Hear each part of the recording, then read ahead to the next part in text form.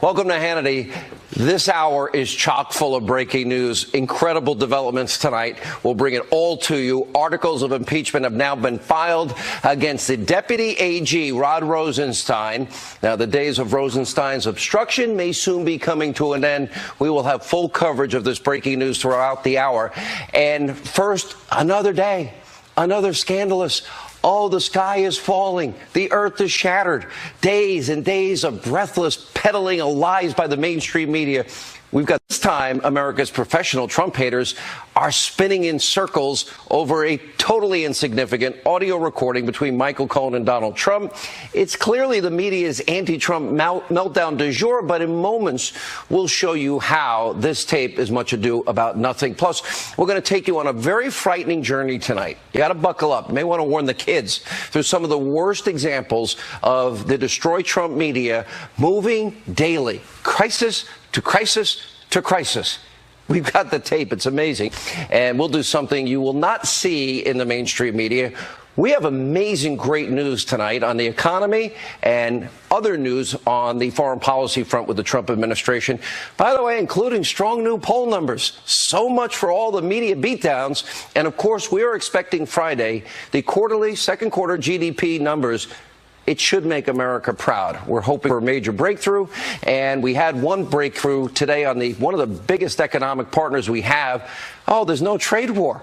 They said the sky was falling there, too. Free and fair trade on the horizon. Huge concessions the president got today as it relates to the European Union, and significant diplomatic progress under the leadership of the Secretary of State, Mike Pompeo. Wow, what a beatdown he gave senators today. And we'll show you how he helped actually educate Democrats on the president's strong, sound, tough on Russia policy.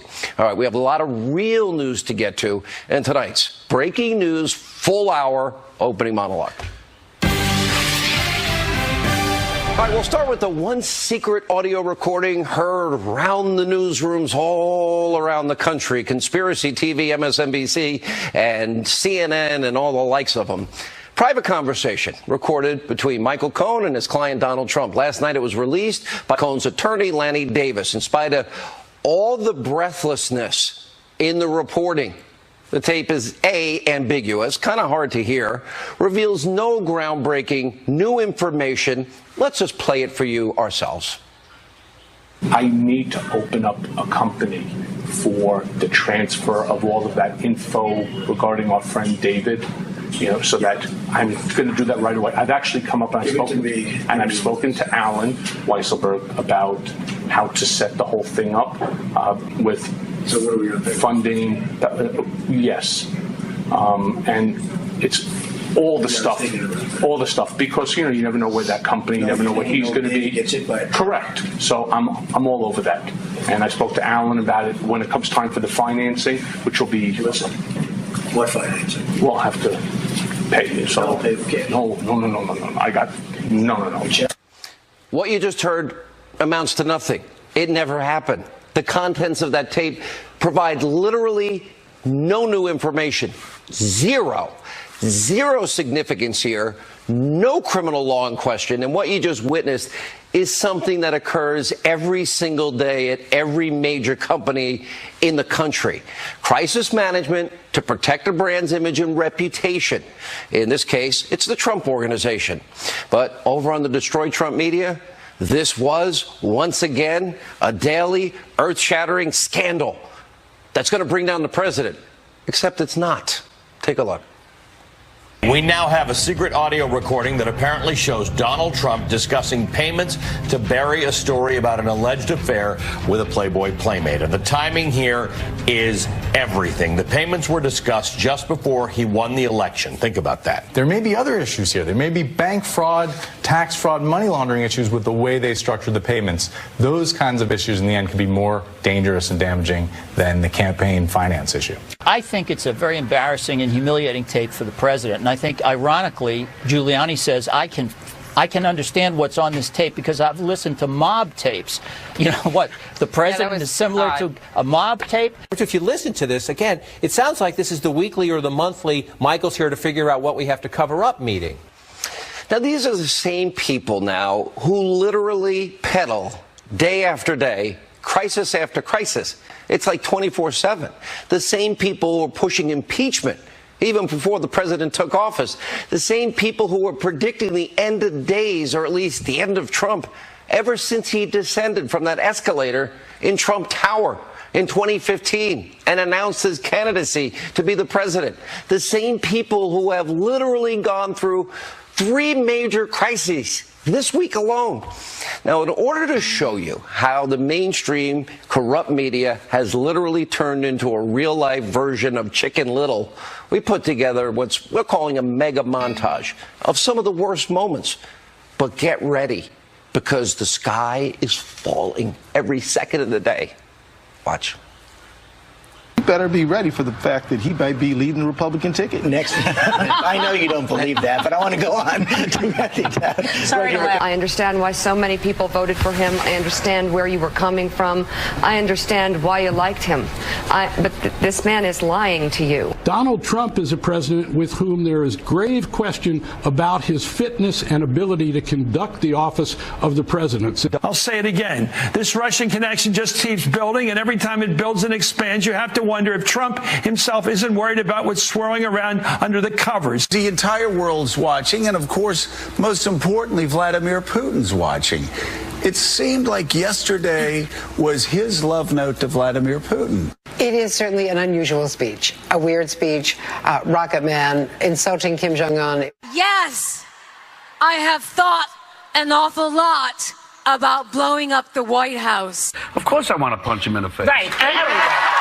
16 tweets today to start the new year, some of them deeply disturbing. These are the messages from a person who is not well. He said he's an excellent help. I mean, Sanjay Gupta came out and was like, not so sure about excellent help. President Trump is goading Kim Jong-un to test a nuclear missile again, to prove its reliability, to show him wrong. The Stormy saga takes a dramatic turn as the porn star speaks out on her alleged affair with citizen Trump. Stormy Daniels is lawyer. We haven't heard from him about the Stormy Daniels affair. Guess he's a holer. Is there a difference if the president said hole house? I want to read the definition of treason. This is nothing short of treasonous. The idea that the president would be revoking security clearance, not based on wrongdoing, just based on words, is shameful. In previous president, if you'd woken up to this all-caps tweet threatening war with Iran, you'd think he probably belongs in a padded cell. But with Trump, this is kind of business as normal. Just a tiny sampling. This is literally now every minute, every hour of every day. The media, their friends on the left, 3 years of running, obsessing over the crisis of the second, totally ignoring the biggest issues that we, the people, are facing in this country, and ignoring the massive success out of the Trump administration. And if they can't weaponize the story against President Trump, they don't really seem interested at all in covering it. News is non-existent in this country on these so-called news channels. Right here on this show, we have been sounding the alarm about the serious corruption, real abuse of power, a real Russia scandal at the highest levels of the DOJ and the FBI. Over at the Destroy Trump media, crickets. Now, naturally, the media goes to great lengths to avoid talking about all the positive developments surrounding the country and the Trump administration. They don't want you to know about the huge successes out of the White House. For the first time in years, we'll find out Friday, America's GDP is seeing healthy, real growth. Remember, it was just a short time ago the Obama administration wanted Americans to accept our so-called new normal, like Jimmy Carter saying, wear a sweater, a pathetic growth rate of 1 or 2%. Now, according to projections, our second quarter growth should be about 4%, maybe higher. Add to that, we now have historic job growth, 2 million fewer people on food stamps. There are more jobs available than there are people on unemployment in the country. And, oh, by the way, the greatest labor participation rate in history. Wow. Good news for the forgotten men and women, the ones that voted for President Trump. even though the fix was in for Hillary, and of course they covered up her crimes, and then they turned their sights on Trump, and they even lied to FISA court judges. A massive accomplishment that you never hear about. And yesterday the president tweeted this out: our country is doing great, best financial numbers on the planet, great to have the USA winning again. And on Friday, we expect that full GDP report for the second quarter. We'll bring you those numbers as they become available. But tonight, we have even more positive developments that you'll never hear in the media on the economic front. After months of negotiations and fear-mongering by the media, oh, he's starting a trade war. Well, the president put fears of that war with Europe to rest as he signed off on a significantly improved trade deal for American businesses, free of tariffs, barriers, and subsidies. Here's the president explaining all of this earlier today. Let's take a look. We agreed today, first of all, to work together towards zero tariffs, zero non-tariff barriers, and zero subsidies on non-auto industrial goods. Thank you. We will also work to reduce barriers and increase trade in services, chemicals, pharmaceuticals, medical products, as well as soybeans. Soybeans is a big deal. This will open markets for farmers and workers, increase investment, and lead to greater prosperity in both the United States and the European Union. It will also make trade fairer and more reciprocal. My favorite word, reciprocal. Well, if you didn't negotiate, that wouldn't have happened. And the president pointed out today this deal will open markets for farmers in America, workers, increase investment, lead to greater prosperity in both the U.S. and the European Union. Win-win. Also make trade fairer and more reciprocal, his favorite word, as he said. Great news for goods, services made right here in the United States. Good for the American worker that was unemployed in the Obama years. Now, despite the constant negativity coming from so much of the media and Democrats, you think they want the economy to grow and be prosperous? No, they want their power back. More and more Americans, you're seeing the truth with your own eyes. We got a new poll out today. In spite of all the media hysteria, oh, look at the Hills poll. The president's approval rating is now higher than ever, nearly 50%. Oh, by the way, same with Gallup, same with NBC Wall Street Journal. And on the world stage, the president is also seeing progress, which is good for our kids and grandkids. The president's pick, I think, an excellent choice. Secretary of State Mike Pompeo hit the ground running. He's overseeing steady, significant progress out of North Korea, China, and yeah, we're being tougher on Russia than Obama ever dreamed of, because he was sending messages, tell Vladimir I'll have more flexibility after the election. Well, today, the Secretary of State, Mike Pompeo, he testified on the Hill, and he explained to some of these dumb senators that the president's peace-through-strength strategy to counter the hostile actions of Vladimir Putin and the hostile regime of Russia, and what we're doing about it. Take a look. The United States calls on Russia to respect the principles to which it has long claimed to adhere and to end its occupation of Crimea. End of quote. I want to assure this committee that the United States does not and will not recognize the Kremlin's purported annexation of Crimea. We stand together with allies, partners, and the international community in our commitment to Ukraine and its territorial integrity. There will be no relief of Crimea-related sanctions until Russia returns control of the Crimean Peninsula to Ukraine. This Crimea declaration formalizes United States policy of non-recognition. Formalizes it. Oh, but I think there was somebody on NBC that actually suggested that the president was an agent of Russia. This is how insane so-called news has gotten.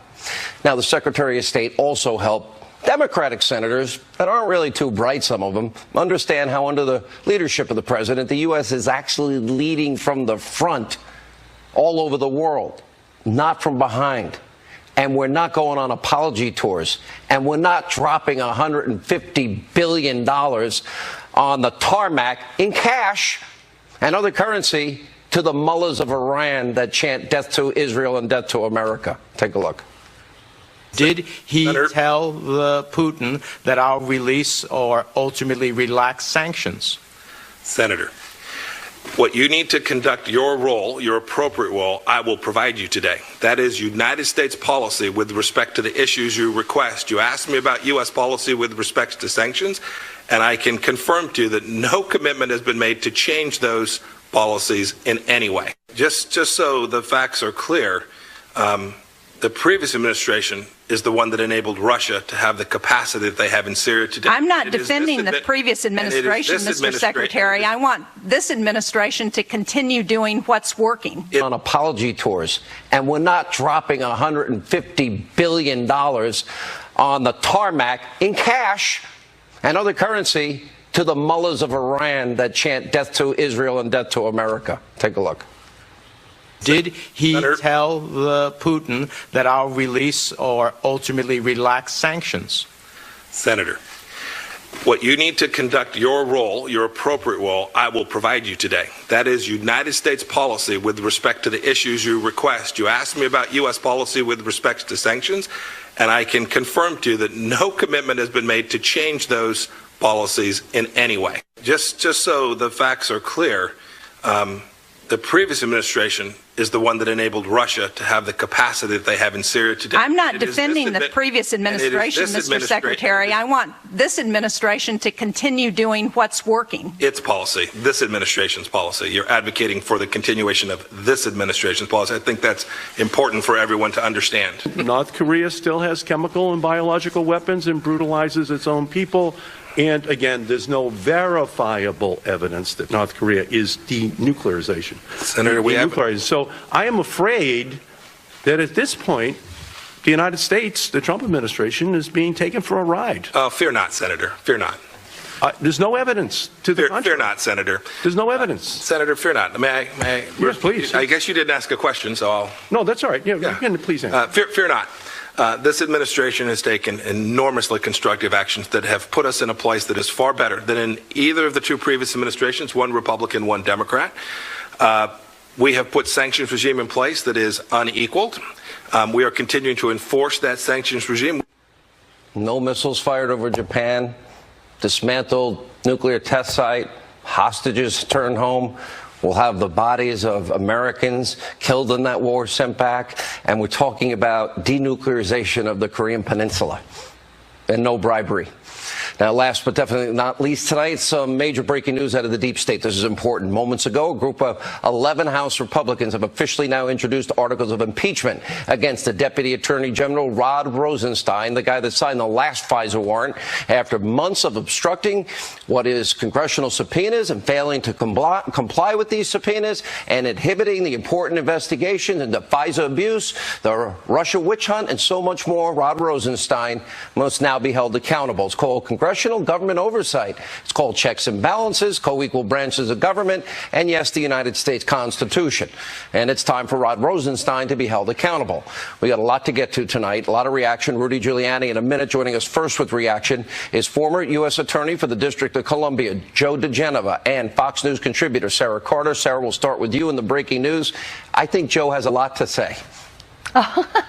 Joe does have a lot to say. One of the things that happened today, I think it was the straw that broke the camel's back, Sean, was the fact that when Meadows and Jordan went to meet with the DOJ and FBI, once again, they refused to comply. They said they were in compliance with giving the documents over to Congress. There was, I guess, a lot of arguing back and forth. Jordan and Meadows said they weren't in compliance, that after 9 months, they still didn't even know how many documents they needed to turn over to them. There was another issue that came up, which I thought was very interesting. The FBI did agree with Congressman Jordan that Strzok did not answer 90% of the questions that he could have answered, that he took a very, very broad interpretation. This is Peter Strzok when he provided testimony, the FBI agent. So they are going to be calling Peter Strzok back to testify before Congress, and hopefully he will be answering a lot of the questions that Congressman Jordan had asked him that he refused to answer. Let me go to you, Joe. He was under oath, and, you know, if you did have your past job, I don't think I would be under oath. But more importantly, let's go to Rod Rosenstein. This is a guy, he signed the fourth warrant, which was the bulk of information, was that phony Russian dossier paid for by Clinton. They didn't tell the FISA court judges. They didn't verify the information. They didn't follow the law. They didn't follow FBI protocol. And Rod Rosenstein signed the last one, the third renewal, the fourth altogether. Your reaction? Well, there's no doubt that Rod Rosenstein deserves everything that he's getting. Whether or not impeachment is the right way to go doesn't even matter anymore. Rosenstein, remember, didn't even read the final application. He had people explain to him what was in it. Rosenstein is the one responsible for the crisis that the president has faced in the Mueller probe. Without Rosenstein, there is no Mueller probe. He did it purposely to avoid having to make difficult decisions in a political investigation. He should be ashamed of himself. He's getting precisely what he deserves. But what's more important than that, Sean, is that you are watching a president of the United States who is astride the globe, and he is being assisted ably by a Secretary of State in full. We no longer have a namby-pamby foreign policy. We have a Secretary of State who today performed beyond any expectations any Americans could expect of a Secretary of State. I was amazed at Pompeo's performance, and I can tell you the president is really pleased, especially because of the outrageous performance of the Director of National Intelligence, Dan Coats, in Aspen, when he kissed the feet of Andrea Mitchell and criticized the President of the United States. Shame on Dan Coats.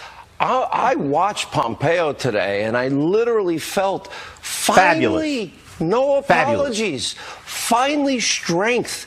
And he laid out all the things that the president, NBC, though, I think reported that he's an agent of Russia, is doing to Russia. But the irony, too, here is, look, we cannot ignore, I got to get your take on this FISA. Listen. If I lied to a FISA judge or I lied to any judge, you couldn't get me out of jail, as great an attorney as you are. If I did obstructed like Hillary, you couldn't get me out of jail. Over. What? Sean, this case is over. The FBI under Obama and the Department of Justice under Obama with John Carlin, the Assistant Attorney General for National Security, lied to the FISA court, hid material information from the FISA court. It is an outrageous abuse of power, and if Jeff Sessions and Rod Rosenstein have not begun a grand jury to investigate all the people involved in the phony dossier and everything involved on it, ultimately, when Mueller is done, Rosenstein and Sessions should be fired. This is a clear case of criminal law violation in the FISA application. It was clearly a fraud committed on the FISA court, and it is beyond belief that nothing publicly known has been done to hold accountable everybody involved in the signing of those applications to the FISA court. Sarah, real quick, because we got to run, but you've been amazing on all of this. I couldn't agree more with Joe. I just want to say really quick, remember what they did leave out of the FISA was the fact that Bruce Orr at the DOJ said that Christopher Steele would do anything to keep Donald Trump from being president. And I think that's all we need to say. They didn't say that Hillary paid for it. And that these were unverified Russian lies. Robert Mueller, there's your Russia story. Go find it. We laid it on a platter for you. Thank you all. When we come back, all right, the president's attorney, Rudy Giuliani. We have a live report from Catherine Herridge on these articles of impeachment introduced. A ton of breaking news. Stay right there. Fox News alert moments ago, Congressman Mark Meadows and Jim Jordan, along with 9 co-sponsors, now have introduced articles of impeachment against the Deputy Attorney General, Rod Rosenstein. Here with a new update on this is Catherine Herridge in Washington. Catherine, what's going on? Thanks, Sean. Good evening. The articles of impeachment call out the Deputy Attorney General and allege a conflict of interest. These heavily redacted records released over the weekend show Rosenstein signed off on the last surveillance warrant renewal in June 2017 for Trump campaign aide Carter Page. These lawmakers say that's a big deal because their committees are investigating government surveillance abuse. Quote, Deputy Attorney General Rosenstein's failure to recuse himself in light of this inherent conflict of interest and failure to recommend the appointment of a second special counsel constitute dereliction of duty. After lawmakers met with senior DOJ and FBI officials earlier today, reporters were told FBI agent Peter Strzok avoided too many questions during his recent congressional testimony, and he will likely be recalled. The closed-door depositions from Strzok and FBI lawyer Lisa Page identified records previously unknown to lawmakers about a file documenting FBI efforts to verify the controversial Trump dossier. Lawmakers question whether verification happened before the dossier was used by the FBI as evidence to secure the surveillance warrant. Verification or the attempt to verify the dossier, did that begin before or after it was used in the FISA application? Well, I think that when you look at that, that's the key question, that we're looking at these documents. When did it start? And I think those start dates could be problematic for some of the narratives that are out there right now. Heading into the meeting today, Justice Department officials indicated to Fox News that they believe they have complied with the majority of congressional subpoenas. On the articles of impeachment tonight, there was no immediate response. And in the last hour, Democratic Senator Dianne Feinstein and Congressman Adam Schiff called the Republicans' move deeply partisan, Sean. All right, Catherine Herridge in Washington, thank you for that report. Now with us is the president's attorney, former New York City Mayor Rudy Giuliani. Mr. Mayor, great to see you. Sean, good to see you. All right, a lot of news. Let's get your reaction to Congressman Meadows, Jordan, and more importantly, the third renewal, the fourth FISA warrant Rod Rosenstein signed off on. Rob Rosenstein is one of the people in charge of this case, so I'm not going to get involved in critiquing his conduct unless at the end we have to. I'm hopeful he's going to make the right decision. I see the case falling apart. I see in front of my eyes what happened yesterday with the first of Cohen's tape, what happened today with the one with Chris Cuomo, which is not Cuomo's fault, it's his fault. That one, I mean, they've been saying all along, did the president know about it? Cohen says on the tape he didn't know about it. Did Cohen pay for it? Cohen said he paid for it. Was it for the campaign or was it personal? Cohen says it was personal. Over and over again. Not just one. It's a 2-hour tape. And Cuomo, like a reporter, presses him, and he sticks with his story. Why? Totally, with regard to that particular situation, once again, totally legitimate conduct. From what we read of this was a 2-hour conversation. But let's go back to last night for just a second. And you have listened to that tape how many times? And some say that it's a check, and you say that the president said check. The president said, I have it right here. I have the transcript. I had 5 people go over it, and then another 5. You got to listen to it 4 or 5 times, which is when I talked about mafia tapes. I wasn't talking about this being a mafia tape. I said, I'm an expert on tapes. I did 4,000 hours of men on tape saying, hey, Rocco, what are we going to do today? Oh, my gosh. So, we're going to put you in the next movie. Yeah, I wanted to. Yeah. Donald Trump says, don't pay with cash. Interruption. Cohen, no. I got it. Check. No. And then very, very suspiciously, he cuts the tape off because it's a very, very innocent, very solid explanation. Now, here's another reason it had to be checked. Before it, they talk about doing it by corporation. How are they going to do cash through a corporation? $150,000. It's impossible. Cash. You might as well sign up for jail. Yeah. Let's look at the big picture. The status, this has gone on. Look at the country, it's so divided. I've been very harsh in terms of, I believe that a presidential election at the highest levels that the fix was in, that Hillary was guilty of obstruction and violating the Espionage Act, and it was rigged. I believe you see what we learned about the FISA warrants on Saturday night. They never verified the information. They never corroborated the information. They purposely withheld from the judges on 4 separate occasions that this was Hillary Clinton bought and paid for what turned out to be Russian lies. There's a Russia conspiracy here. There's a Russian influence. If you look at, theoretically, one of the things they're concerned about, did the president obstruct justice when he fired Comey? First of all, he has a right to do it under Article 2.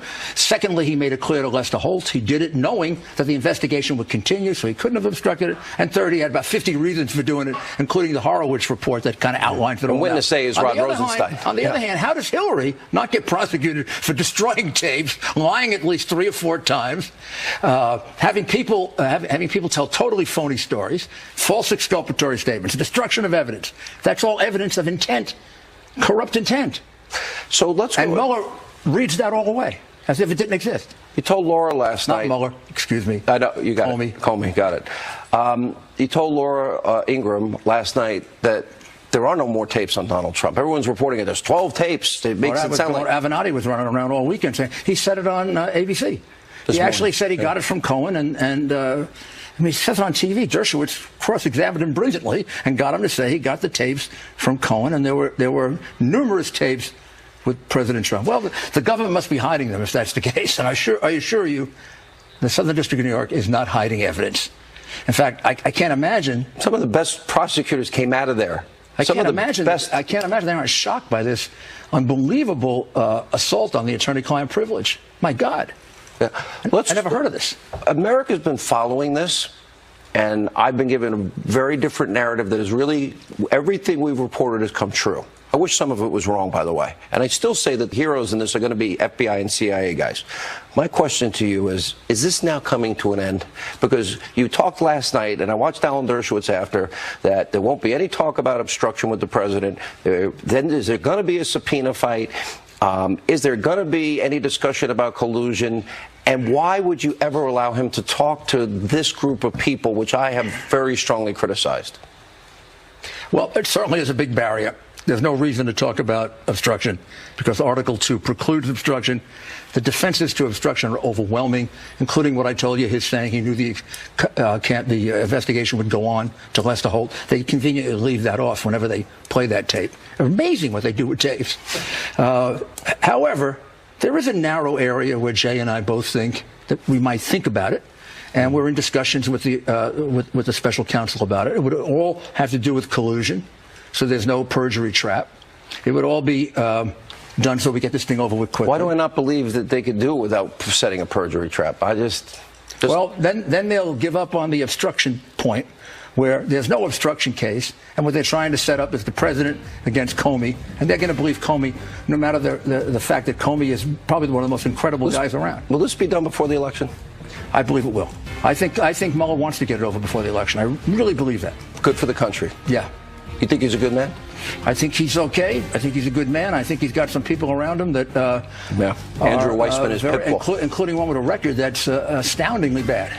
I know the one you're talking about. Yeah. Sir, Mr. Mayor, great to see you as always. Thank you. When we come back, we will show you why John Brennan, former CIA director, deserves to get his security clearance revoked and much more. Straight ahead.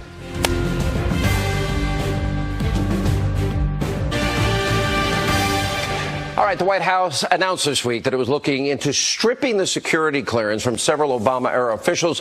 One of the people who may be losing his privileges is, the guy that voted for a communist for president.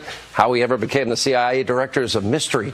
Director John Brennan. He's one of the biggest Trump haters out there, now a political hack for Conspiracy Theory TV, where I guess he belongs.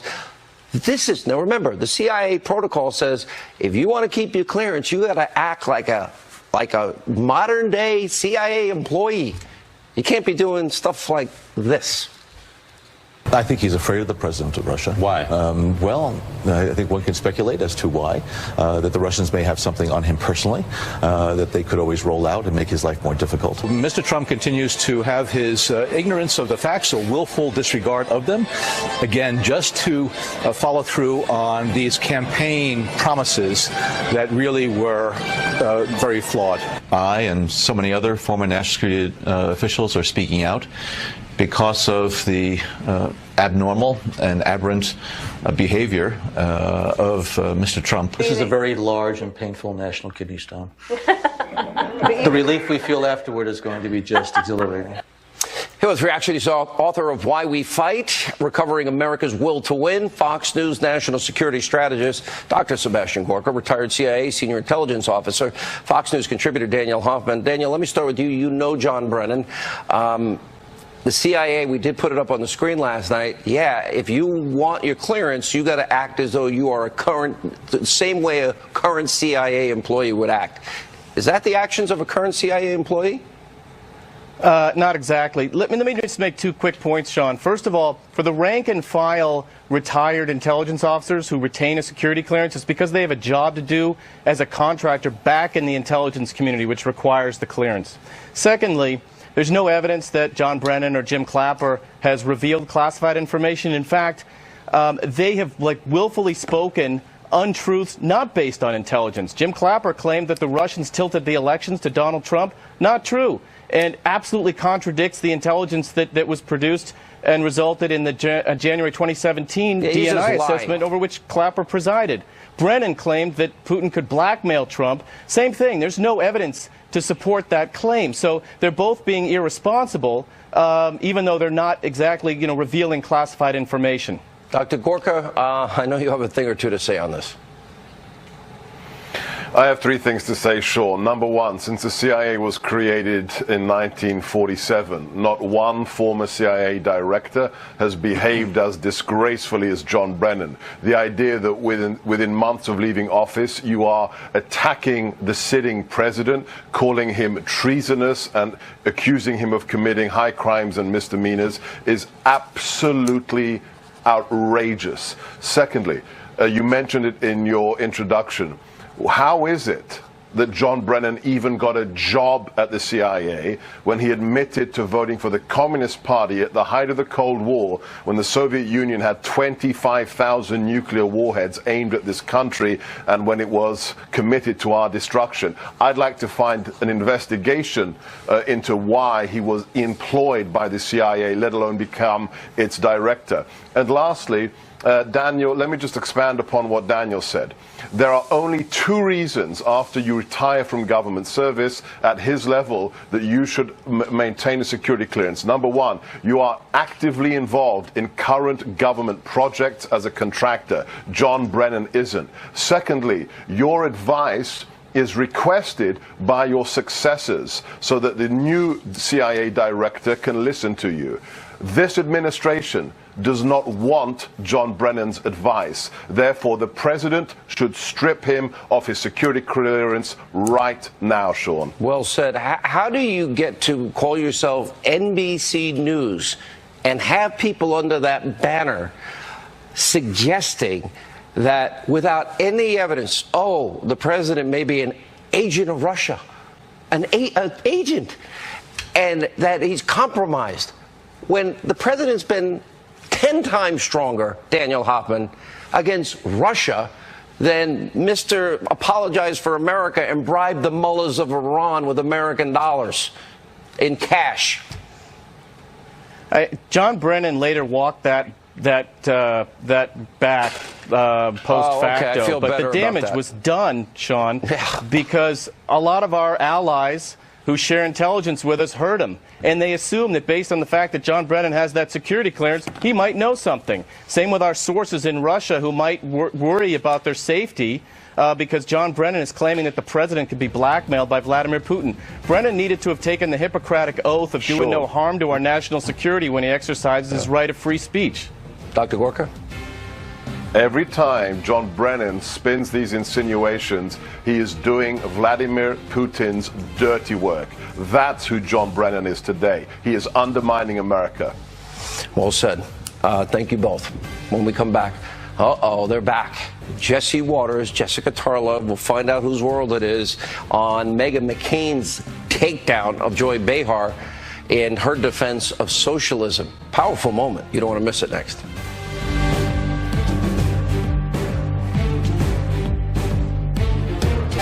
All right, things got very heated, shocking. On The View yesterday, Joy Behar, Meghan McCain got into a debate over socialism, and Democrats, rising star Alexandria Ocasio-Cortez, and this is what happened. Take a look. Isn't democratic socialism very close to liberalism? I mean, no. Well, think about it for a second. Medicare, Social Security, garbage collection, the post office, the library. I agree with you. I hope Democrats do run a democratic socialist. Do you hope that we win? Do you want the Democrats? No, because I think you'll lose spectacularly, and then I will look forward to election night when I finally get to tell everybody I told you so if you end up running a radical. Problem with socialism, in the words of Margaret Thatcher, at a certain point you run out of spending other people's money. Every democratic socialist who is going on TV saying that it's good needs to start paying 90% in taxes. Iceland. On your tax form. No, on your tax form, I think you should start paying the amount of taxes that every socialist in this country thinks you need to. Because if you think the government is so good at spending money, look at the VA. No, because it is dangerous. I just told you several. Boom. Meghan McCain. The only thing missing was Jeanine Pirro being thrown off the show. It would have been the perfect show. All right, it's his world, and we live in it. He's got two shows. The co-host of The Five, Jesse Waters, and Waters World, and Waters Everything, and Jessica Tarla, who was the reigning champion and lost your thing. All right, so this is the Democrat agenda for 2018. They want to impeach Donald Trump, but they don't want to say it. They want their crumbs back. We'll get to that in a second. That's what Meghan McCain was talking about. They want open borders, get rid of ICE. They want to keep Obamacare. That's been a great success. And On top of all of that, we got a party that literally wants to stop investigations into corruption. Why do you explain to Americans why they should give their crumbs to Nancy Pelosi, Elizabeth Warren, and Joy Behar? Oh, and donations money? Because they're actually, when Democrats get into... No.